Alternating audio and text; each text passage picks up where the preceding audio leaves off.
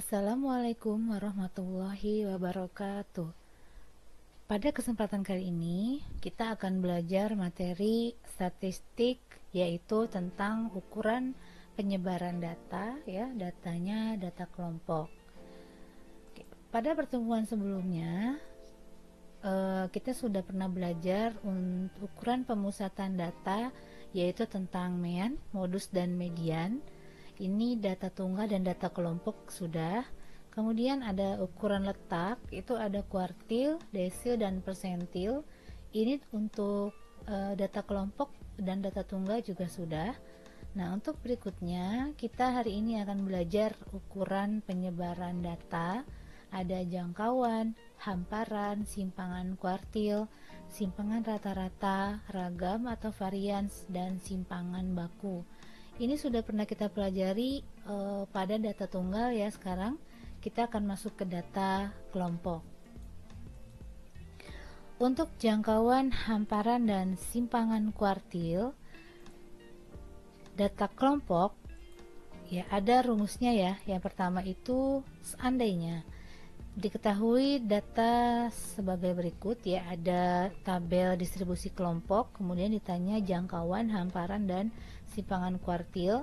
Maka rumus untuk jangkauan itu, kalau di data tunggal itu kan adalah X maksimum dikurangi X minimum, atau yang terbesar, data terbesar dikurangi data yang terkecil. Karena data kelompok ini sekarang kan beda.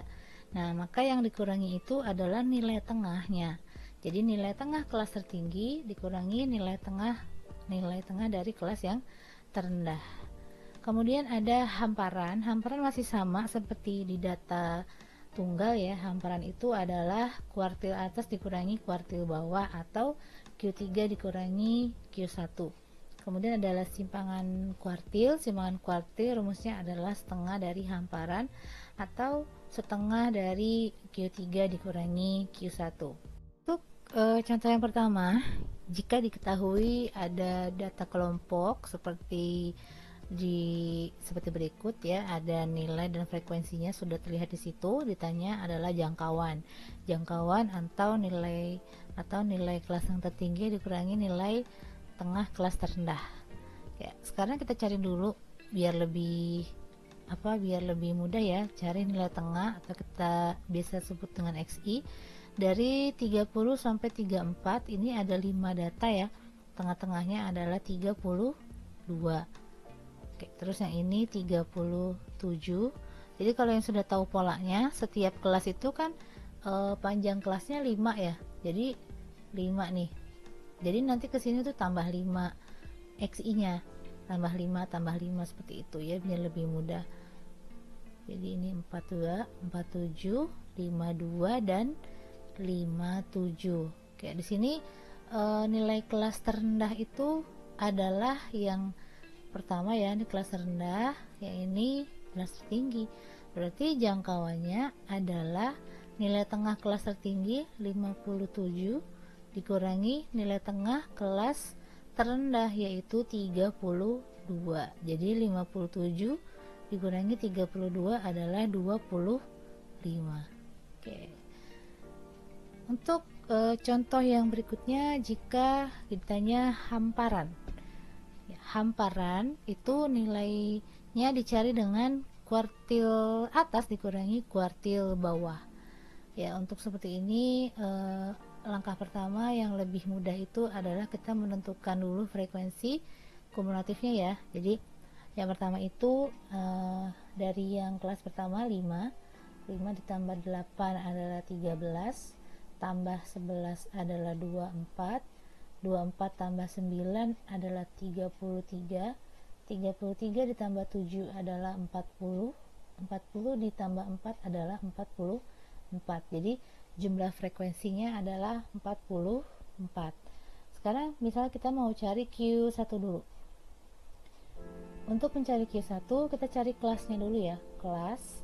Kelas Q1 ada di mana? Berarti cara nyarinya itu dia ada di X yang 1/4N, atau di 1/4 dikali 44. Jadi N nya ada 44 ya, maka dia ada di X yang 11. Nah, X yang ke-11. Ini kan kelas pertama sampai 5, kelas yang kedua sampai 13, berarti 11 masuk di sini. Ini adalah Q1, maka kelasnya itu adalah 35 sampai 39.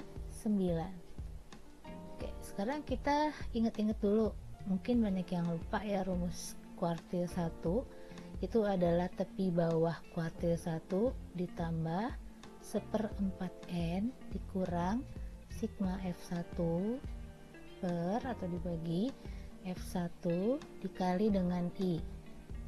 TB1 adalah tepi bawah kelas Q1, ini kan 35 ya, maka tepi bawahnya adalah 35 dikurangi 0,5 atau 34,5 ditambah 1/4n. Tadi kan sudah cari nih, 1/4 kali 44 yaitu 11 dikurang sigma F1. Jadi frekuensi kumulatif ini kan kelas Q1 ya, sebelum kelas Q1 yaitu 5 dibagi F1. F1 adalah frekuensi kelas Q1 yaitu 8 dikali dengan I nya adalah panjang kelas dari 35 sampai 39. Ada berapa? Ada 5. Ini ya, ada 5 ya panjang kelasnya. Nah, ini di sini 34,5 ditambah ini 11 dikurangi 5 adalah 6. Jadi 6 dikali 5 dibagi 8. Nah, ini cara mengkalikannya atau membaginya masing-masing punya cara sendiri ya, bisa dikali dulu dibagi 8, bisa sama-sama dicoret ya, dan seterusnya. Ini jawabannya adalah 3,75. 34,5 ditambah 3,75 adalah 38,25. Oke. Sekarang kita mau cari Q3. Langkahnya hampir sama, kita cari dulu kelasnya. Kelas Q3. Untuk mencari Q3, cari kelasnya dulu, yaitu dia ada di X yang ke 3/4n. 3/4 dikali n nya adalah 44 ya, maka dia ada di ini X, jadi X yang ke 33. Nah, 33 ada di mana? Nah, ini coba diperhatikan sedikit nih, agak unik ya. 33 itu ada di sini nih ya, tapi pas mepet, boleh nggak? Boleh. 3 yaitu ya di kelasnya Q3. Nanti jawabannya berarti karena dia mepet ada di ujung kelas 45 sampai 49 ya.